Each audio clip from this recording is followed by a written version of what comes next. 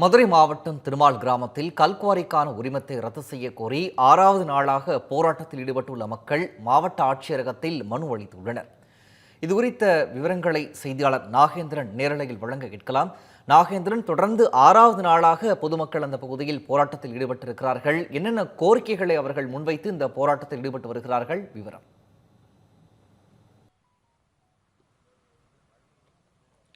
வணக்கம் விக்னேஷ். மதுரை மாவட்டம் கள்ளிக்குடி தாலுகாவிற்கு உட்பட்ட திருமால் கிராமத்தில் ஏற்கனவே ஒரு கல்குவாரி செயல்படுவதற்கு மதுரை மாவட்ட நிர்வாகம் அனுமதி என்பதை அளித்திருக்கிறது.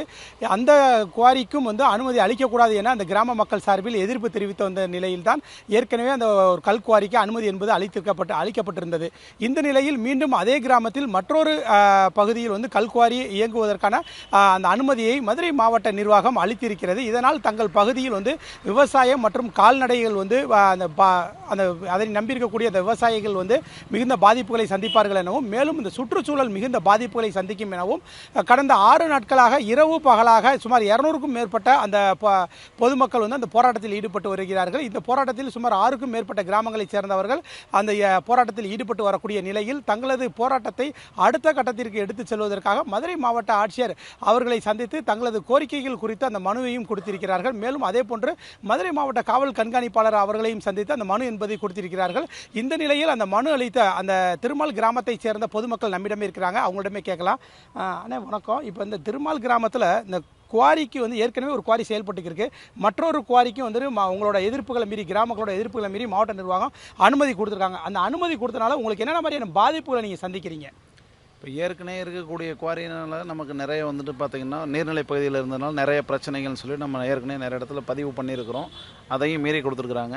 இப்போ புதுசாக வரக்கூடிய குவாரியில் இன்னொரு மிகப்பெரிய ஆபத்து என்னன்னு கேட்டிங்கன்னா, அது அந்த குவாரிக்கு போகக்கூடிய சாலை பார்த்திங்கன்னா 10ஆம் கிளாஸ் இருக்கக்கூடிய பாலர்கள் படிக்கக்கூடிய ஒரு பள்ளிக்கூடத்தில் போகக்கூடிய வழியில் தான் பார்த்திங்கன்னா குறுகிய ஒரு 8 மீட்டர் சாலை இருக்கக்கூடிய பகுதிகளில் தான் அந்த பள்ளிக்கூடம் இருக்குது.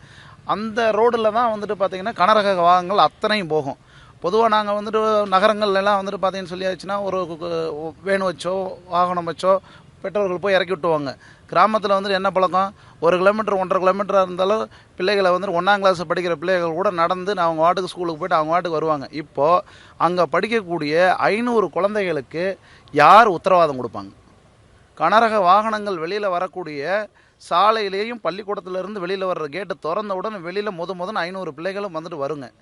இதெல்லாம் இந்த மாதிரியான விபத்துகள் நடக்கிற மிகப்பெரிய அச்சம் இருக்குன்றதை நம்ம தெளிவாக எத்தனையோ முறை பதிவு பண்ணியிருக்கிறோம்.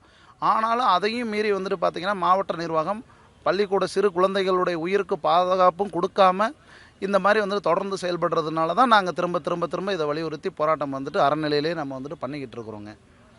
இப்போ கடந்த 6 நாட்களாக போராட்டத்தில் ஈடுபட்டிருக்கிறீங்க. குறிப்பாக ஒரு மாவட்ட நிர்வாகம் குவாரிக்கான அனுமதி கொடுக்கும்போது சில அந்த அரசு விதிமுறைகள்லாம் இருக்கும். ஒரு நீர்நிலையிலிருந்து இவ்வளோ தொலைவில் இருக்கணும், சாலையிலிருந்து இத்தனை மீட்டர் டிஸ்டன்ஸ் இருக்கணும் அப்படின்ற மாதிரிலாம் இருக்குது. நீங்கள் கிராம சபை கூட்டங்கள்லாம் கூட இதுக்கான எதிர்ப்புகள்லாம் தெரிவிச்சிருக்கீங்க. இந்த விவசாயம், அதே மாதிரி இந்த கால்நடை வளர்ப்பு, இதுகளெல்லாம் என்ன மாதிரியான பாதிப்புகள் இருக்குது, அதை பற்றி சொல்லுங்கள்.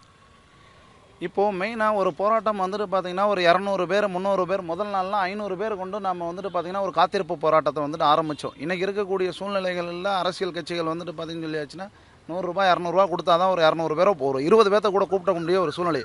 ஆனால் மக்கள் எல்லாம் தன்னெழுச்சியாக பார்த்திங்கன்னா 200 பேர் 300 பேர் ஒரு காத்திருப்பு போராட்டத்தில் இருக்கிறது. அந்த ஒட்டுமொத்த கிராமத்தினுடைய பிரதிநிதிகள் அத்தனை பேர் இருக்கிறதுனால தான் சாத்தியம். அது 200-300 நபர்கள் மட்டுமல்ல, 200-300 குடும்பங்கள். அப்போ ஒரு போராட்டத்தில் 1000 பேர் கலந்துக்கிட்டு இருக்காங்கன்றது தான் அதனுடைய அர்த்தம். ஸோ அது என்ன காரணம் அப்படின்னு சொல்லி இத்தனை பேர் தொடர்ச்சியாக போராடுறாங்க. காரணம் அப்படின்னா 6 நாளும் இரவு பகலாக தொடர்ச்சியாக போராடிக்கிட்டு இருக்கும் போதும் அரசு அதிகாரிகள் ஏன் எங்கள் கூட தொடர்பு பண்ணலே நம்ம யோசிச்சு பார்க்கும்போது, புதுசாக ஆரம்பிக்கக்கூடிய குவாரியில் அத்தனை விதிமீறல்கள் இருக்குது. இப்போ நம்ம 6 நாளாக இரவு பகலாக போராடிக்கிட்டு இருக்கிறோம். ஒரு ஆர்டிஓ மைன்ஸ் டிபார்ட்மெண்ட்டில் இருந்தோம், யாருமோ நம்மக்கிட்ட பேச்சுவார்த்தைக்கு வரல. அப்போ என்ன அர்த்தம்? பேச்சுவார்த்தைக்கு நடந்தால் எங்ககிட்ட எல்லாத்துக்குமே பார்த்திங்கன்னா லீகலாக இருக்கக்கூடிய நீங்கள் விதிமீறல் பண்ணிடுறதுக்கான அத்தனை எவிடன்ஸும் நாம் வச்சுருக்கிறோம். அதை யார் கேட்டாலும் நம்ம தயார் பண்ணுறதுக்கு வந்துட்டு ரெடியாக இருக்கிறோம். அப்போது இவங்க பேச்சுவார்த்தைக்கு வந்தால் இவங்க பண்ணியிருக்கக்கூடிய சட்ட விதிமீறல்கள் வெளிப்பற்றும் அப்படின்றதுக்கோசரம் மறைமுகமாக மாவட்ட நிர்வாகம் வந்துட்டு பார்த்திங்கன்னா என்ன செய்வதென்று முழித்து கொண்டிருக்கிறதுனால தான் இப்போ நாங்கள் வந்துட்டு பார்த்திங்கன்னு சொல்லியாச்சுன்னா திரும்ப திரும்ப மாவட்ட ஆட்சியரை வந்து சந்தித்து மனு கொடுத்துக்கிட்டே இருக்கிறோம். இவங்க பண்ணின தப்புக்கு மக்கள் வந்துட்டு பார்த்திங்கன்னா அவங்களுடைய வாழ்வையிலேருந்து தொடர்ச்சியாக போராடிக்கிட்டு இருக்கிறாங்க. இதே மாதிரி அறவழியில் போராடுவாங்களான்னா அது மிகப்பெரிய கேள்விக்குறி தான். இப்போ கண்டிப்பாக அடுத்த இந்த பகுதியை சேர்ந்தக்கூடிய பெண்மணி இருக்கிறாங்க. இப்போ இந்த குவாரினால் உங்களுக்கு வந்துட்டு அந்த பகுதியில் வேறு என்ன தொழில்கள் இருக்குது, விவசாயத்தை தவிர்த்து வேறு தொழில் இருக்கா, அந்த விவசாயம் எந்த அளவுக்கு பாதிக்கப்படுது, சுற்றுச்சூழல் எந்த அளவுக்கு பாதிக்கப்படுது, எதனால இந்த குவாரி வேணாம்னு சொல்லி இந்த போராட்டத்தில் ஈடுபடுறீங்க, அதற்கான காரணத்தை பற்றி சொல்லுங்கம்மா. சார் ஆடு மாடு இருக்கிறதுனால அந்த தண்ணியை வச்சு தான் நாங்கள் மழை பெஞ்சுன்னா மழை தண்ணியை வச்சு ஆடு குடிக்கும். மழை இல்லாதனால அந்த பக்கம் மேய்ச்சலுக்கு போணுச்சுன்னா அவங்க அந்த கிடங்குல இருக்க தண்ணியை தான் அடித்து வெளியே விடுறாங்க. அது வாயிலா ஜீவனை என்னாண்டே அதுக்கு தெரியாது. குடிச்ச உடனே அவங்க அந்த இடத்துலேயே அந்த இறந்து போயிடுறது. அவங்களுக்கு போய் ஏன் இந்த தண்ணியை அடித்து வெளியே விடுறீங்க அப்படின்னா, நான் எங்கள் இடம் நாங்கள் அப்படி தான் செய்வோம். உங்களுக்கு நீங்கள் வித்துட்டீங்க காசு போட்டு நாங்கள் வாங்கிட்டோம், நீங்கள் ஏன் இங்கிட்டு வரீங்க ஆடு மேய்க்க வரக்கூடாது அப்படின்றாங்க. அப்படின்றப்ப நாங்கள் ஒன்றுமே செய்ய முடியாது. இவங்க எந்த காரணத்துக்கு ஒன்றும் கம்மா கால பக்கம் தான் போக முடியாது. பூரா வலையை போட்டு முள்ளாக மூடிட்டாங்க அவங்க இடத்த ஃபுல்லாக. அப்போ ஆடு குட்டிக்கிட்டு இருக்கிறப்ப நம்ம இடம் விற்றோம் வச்சோம் தண்ணி இருக்குன்னு போய் விட்றான் அவங்க அப்படி சொல்கிறாங்க. பொதுவாகவே இன்னொரு விஷயம் என்னான்டா, நாங்கள் நடு மந்தையில் தான் கடை வச்சுருக்கோம். பொதுவாகவே டிப்பரில் இது கொண்டு போகிறாங்க, மண்ணை அள்ளி கொண்டு போகிறாங்க. சரி சார் கொஞ்சம் மெதுவாக போங்கய்யா அப்படின்னா, ஏம்மா நீங்கள் ஏம்மா ரோட்டில் நடக்கிறீங்க, அப்படிலாம் நடக்கப்படாது, நீங்கள் போகிற ஓரமாக போ, நாங்கள் எங்கள் தேவைக்கு தான் நாங்கள் போவோம், கவர்மெண்ட் எங்களுக்கு தான் நாங்கள் வரி கட்டுறோம், நாங்கள் போவோம், உங்களுக்கு உயிர் மேலே ஆசை இருந்தால் நீங்கள் ஓரமாக போங்க அப்படின்றாங்க சார். நாங்கள் கொஞ்சம் இதாக இருக்கோம், இப்போ கொஞ்சம் விளைக்கிறோம், கீழே அடுக்கட்டு சின்ன பிள்ளையா ஆடு மாடு எப்படி சார் விலகும்? அப்போ அதெல்லாம் பாவம் தானே. அதை சொன்னால் எதுக்குறாங்க, ஏதாவது சொன்னீங்கன்னா நாங்கள் அங்கே கொடுத்து உங்களை ஊரவே அழிப்போம் அப்படின்றாங்க. எங்களுக்கு பயமாக இருக்குது. எதாக இருந்தாலும் கவர்மெண்ட் தான் எங்களுக்கு கேட்டு கொடுக்கணும். இப்போ 6 நாளாக போராட்டத்தில் ஈடுபட்டுருக்கீங்க. இப்போ மாவட்ட ஆட்சியரை சந்தித்து மனு வேறு கொடுத்துருக்கீங்க.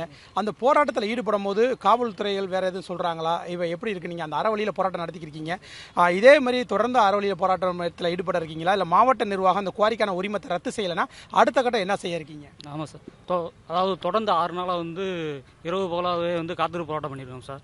அறவழி தான் பண்ணுறோம், எந்த விதமான அசம்பாவமும் இல்லாமல் அறவழியாக தான் பண்ணிக்கிருக்கோம். இது அங்கே இருக்கிற இன்ஸ்பெக்டர் ஓயாமல் ரைடு வராங்க, வந்துட்டு என்ன கூட்டம் அதிகமாக இருக்குது அப்படின்ற மாதிரி காமிச்சு எங்கள் மேலே ரொம்ப ஒரு விதமான தப்பான இதை அவங்களுக்கு போலீஸை தூண்டி விட்றாங்க. இல்லை நாங்கள் அமைதியாக தான் போராடுறோம், எந்த விதமான அசம்பாவம் நாங்கள் எதுவுமே பண்ணல. அப்புறம் இருந்துமே அமைதியாக எதிராக போராடணுன்ற மாதிரி அவங்க அந்த போராட்டம் கலைக்கிறதுக்கு அவங்க கல்குவாரிக்கு ஆதரவாக செயல்படுறாங்க.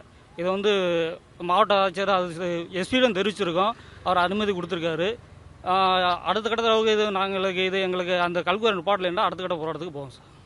கண்டிப்பாக விக்னேஷ், இந்த கிராமத்தை சேர்ந்த அந்த பொதுமக்கள் பேசினதே கேட்டிருந்திருக்கோம்.